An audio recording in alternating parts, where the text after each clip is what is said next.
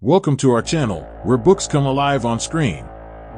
Get ready for 5-chapter wonders that inform, captivate, and spark your imagination. Join us in this literary journey where every chapter is an adventure. Chaos and Conflict, Inside Nigerian Gangs and Boko Haram, by Just Stories. Chapter 1, The Roots of Turmoil. In the vast tapestry of Nigeria's history, the threads of chaos and conflict are woven deep. To truly understand the rise of Nigerian gangs and the ominous presence of Boko Haram, one must journey into the past, tracing the intricate patterns of historical events, socio-economic factors, and deep-seated inequalities that have shaped the nation's trajectory.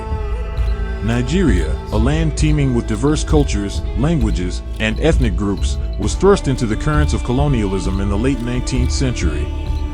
European powers, driven by ambitions of trade and resources, carved out territories that would later coalesce into the borders of modern Nigeria. This colonial legacy sowed seeds of division, as disparate ethnic groups were forced to coexist within artificially drawn borders, often leading to tensions and rivalries that persist to this day. Emerging from the crucible of colonial rule, Nigeria gained independence in 1960, but the scars of colonization ran deep. Political instability and a succession of military coups further eroded trust in the fledgling democracy. Corruption, economic mismanagement, and a lack of equitable resource distribution widened the gap between the wealthy elite and the majority of the population, leaving many Nigerians marginalized and disillusioned. The discovery of vast oil reserves in the Niger Delta in the 1950s seemed to promise newfound wealth and prosperity. However, this blessing became a double-edged sword as the oil industry brought environmental degradation, land disputes, and widespread poverty to the communities living in the region. Discontent simmered, eventually fueling resentment and grievances that some criminal elements and gangs capitalized on, exploiting the vulnerability of disenfranchised populations. In the northern reaches of Nigeria, another narrative unfolded. Deep-seated religious and cultural differences brewed tensions, leading to the emergence of groups that sought to establish strict Islamic law. Boko Haram, initially a modest religious sect advocating for traditional Islamic values, would transform into a menacing force, capitalizing on the frustrations of marginalized communities and using violence to further its radical agenda. The complexity of Nigeria's socio-political landscape cannot be overstated. Ethno-religious divides, resource disparities, political corruption, and a lack of effective governance became the backdrop against which both gangs and Boko Haram found fertile ground. The roots of turmoil ran deep, nurtured by generations of historical injustices, economic inequality, and a palpable sense of disenfranchisement. Understanding these roots is essential to comprehending the rise of Nigerian gangs and the ominous shadow cast by Boko Haram.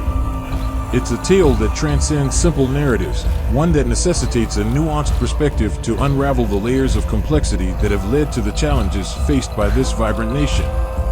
In the chapters that follow, we'll delve deeper into the stories of these groups, exploring their evolution, motivations, and the impact they've had on Nigeria's present and future. Chapter 2, The Rise of Nigerian Gangs. As the sun set on Nigeria's tumultuous history, a new breed of challenges began to emerge: Nigerian gangs. These groups, often born from the crucible of poverty, disenfranchisement, and social unrest, would carve out their own narratives within the nation's complex fabric. In the sprawling urban landscapes of Nigeria's cities, a stark dichotomy existed. Skyscrapers and posh neighborhoods existed alongside sprawling slums, where poverty and lack of opportunities festered. Within these pockets of despair, Nigerian gangs found a breeding ground. Gangs in Nigeria don't adhere to a single archetype. They vary in size, structure, and even purpose. Some are localized, operating within specific neighborhoods or communities, while others have a broader reach, stretching their influence across regions. The reasons behind their formation are multifaceted, often born from a desperate need for survival, a sense of belonging, and, ironically, a way to fight against the very inequalities that led to their creation. In these communities, lack of access to quality education, limited job opportunities, and a sense of hopelessness fueled the ranks of these gangs. Many young Nigerians saw gang membership as a means to escape the cycle of poverty, even if it meant resorting to criminal activities. The allure of quick money, a sense of power, and protection in an otherwise unforgiving environment became powerful incentives for many to join these groups. Nigerian gangs, like their counterparts around the world, are known for their initiation rituals and codes of conduct. These rituals often involve acts that demonstrate loyalty, courage, and willingness to commit to the gang's rules. Codes of conduct are enforced with strict penalties for betrayal or disobedience, leading to a sense of unity among members. One prominent category of Nigerian gangs is the cults. These groups, often referred to as campuses or confraternities, originated in Nigerian universities in the 1950s as a way for students to bond and protect themselves against violence. Over time, many of these groups evolved into criminal organizations, engaging in activities ranging from drug trafficking to armed robbery.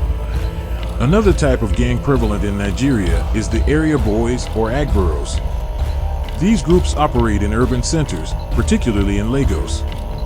They often engage in extortion, intimidation, and even provide informal services like security or transportation, albeit with a coercive approach.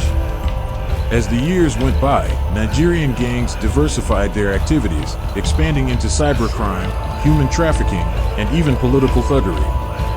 Their influence grew, intertwining with the fabric of Nigerian society, often infiltrating local politics and shaping the power dynamics in their territories. The rise of Nigerian gangs mirrors the nation's struggle with inequality and social injustice. They represent a complex response to an environment that has failed to provide equal opportunities for all citizens.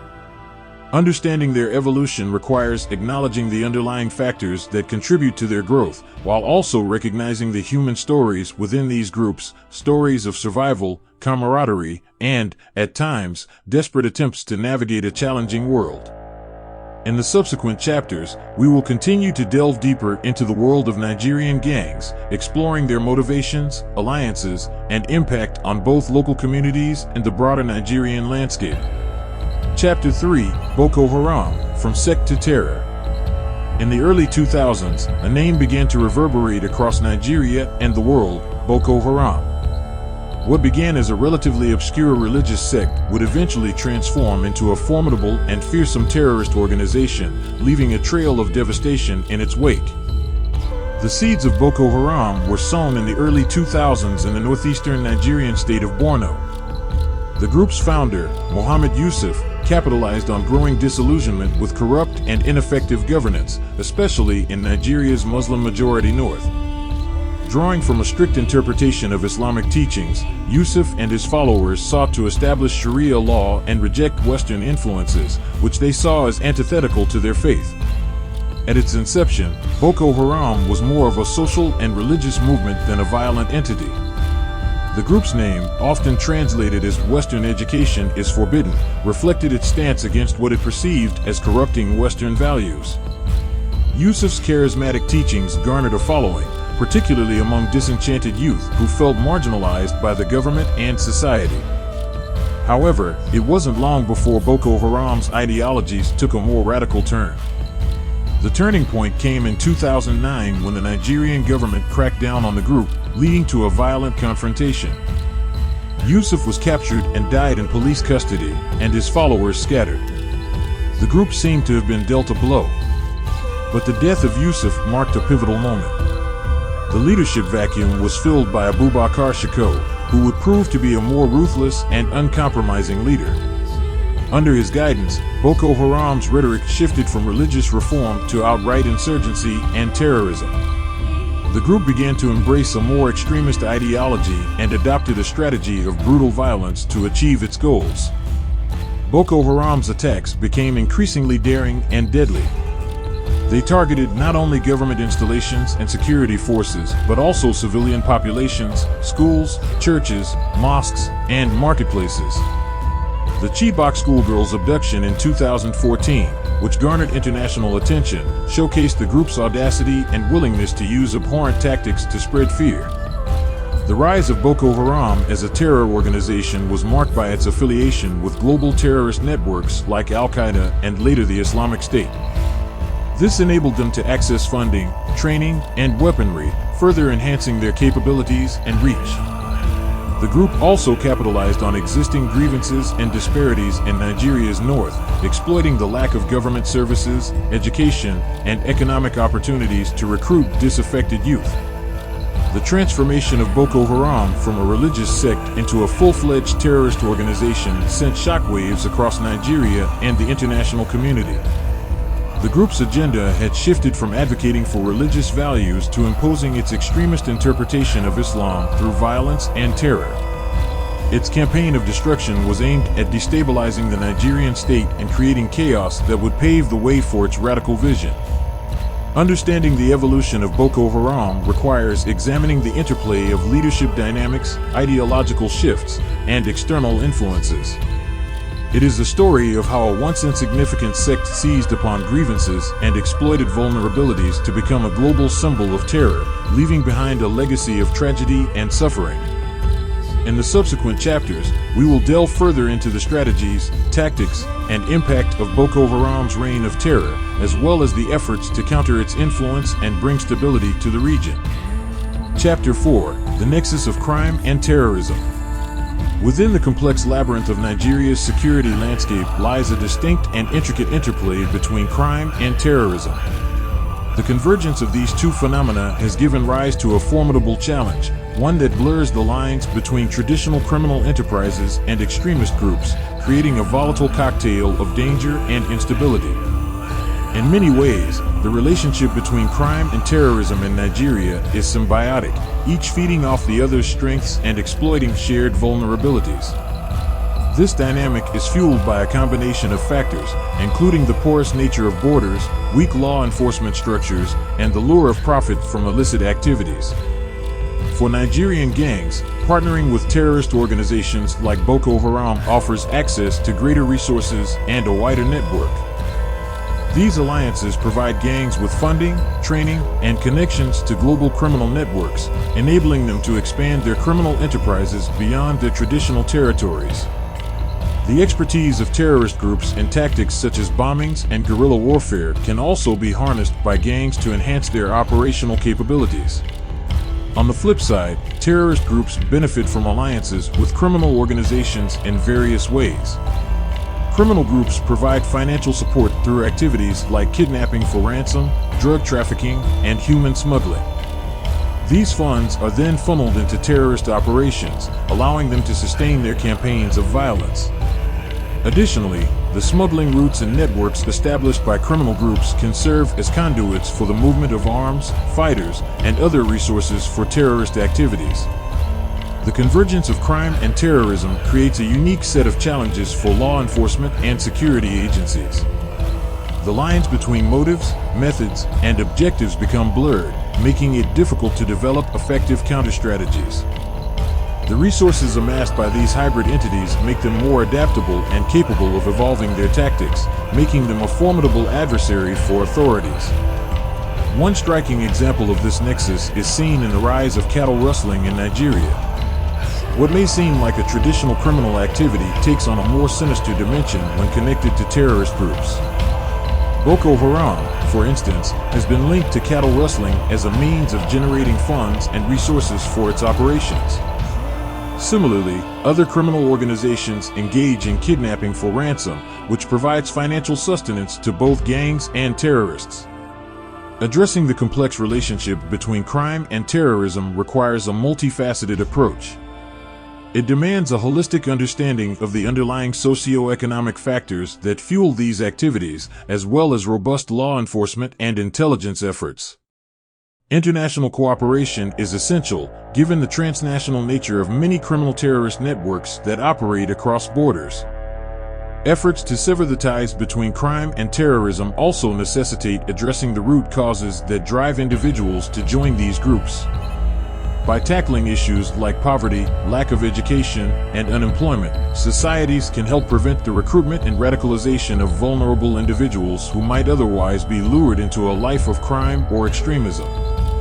Navigating the nexus of crime and terrorism is a challenging endeavor that requires a delicate balance between security measures and addressing the social, economic, and political factors that contribute to its existence. In the subsequent chapters, we will delve deeper into the strategies employed to disrupt this dangerous interplay, as well as the ongoing efforts to restore stability and security to Nigeria and its people. Chapter 5: Battling the Hydra, Countermeasures and Challenges. In the face of the complex and multifaceted challenges posed by Nigerian gangs and Boko Haram, a united front of countermeasures has emerged, seeking to dismantle their power structures, restore security, and pave the way for a more stable future. However, this battle is akin to facing a multi-headed hydra. Chop off one head, and two more seem to grow in its place. This chapter delves into the strategies, efforts, and obstacles encountered in the ongoing fight against these threats. The countermeasures employed to address Nigerian gangs and Boko Haram span a spectrum of approaches, ranging from military operations to community engagement and policy reforms. One key strategy has been enhanced intelligence gathering and sharing among security agencies. By improving coordination and information flow, authorities can better predict and thwart attacks, leading to more targeted and effective operations. Military interventions have been a critical tool in the fight against Boko Haram, especially in the northeastern regions where the group is most active. Joint task forces and international cooperation have played a role in weakening the group's capabilities and pushing them into remote areas. However, the military approach is not without its challenges. The fluid nature of these groups and the potential for collateral damage in civilian-populated areas make precision and restraint paramount. Community engagement initiatives have also gained traction as part of a holistic strategy. These efforts focus on building trust and cooperation between security forces and local communities. Winning hearts and minds is essential to gathering valuable intelligence, countering radicalization, and encouraging communities to reject the influence of gangs and terrorists. Addressing the socio-economic factors that fuel recruitment into these groups is another vital aspect of the battle. By providing quality education, job opportunities, and basic services, governments can undermine the appeal of criminal or extremist groups as an alternative. However, implementing these changes can be slow and requires long-term commitment and investment. Yet, countermeasures face numerous challenges that can sometimes hinder progress. Corruption within security forces can undermine their effectiveness and erode public trust. Insufficient resources, both financial and logistical, can limit the scope of operations. Additionally, the complex ethnic, religious, and political landscape of Nigeria can complicate efforts, as vested interests and rivalries within the government and security apparatus may hinder unified action. Another formidable challenge is the constantly evolving nature of these threats. Nigerian gangs and Boko Haram are agile, adapting their tactics and strategies in response to countermeasures. The international nature of these threats also means that actions taken in one region can have ripple effects elsewhere, requiring a coordinated global effort. Furthermore, the nexus between crime and terrorism adds a layer of complexity. Dealing with hybrid organizations demands a multifaceted approach that addresses both criminal activities and extremist ideologies. This requires coordination between law enforcement, intelligence agencies, and international partners. In the face of these challenges, the fight against Nigerian gangs and Boko Haram remains an ongoing struggle. It requires not only dedication and resources, but also a deep understanding of the underlying drivers that sustain these groups. The battle against this multi-headed hydra demands innovative strategies, collaboration, and a long-term commitment to secure a safer and more stable future for Nigeria and its people. As we conclude this exploration of the tangled web of Nigerian gangs and Boko Haram, the resilience of the human spirit shines through, the determination to reclaim safety, stability, and hope in the face of adversity. Thank you for diving into the world of words with us.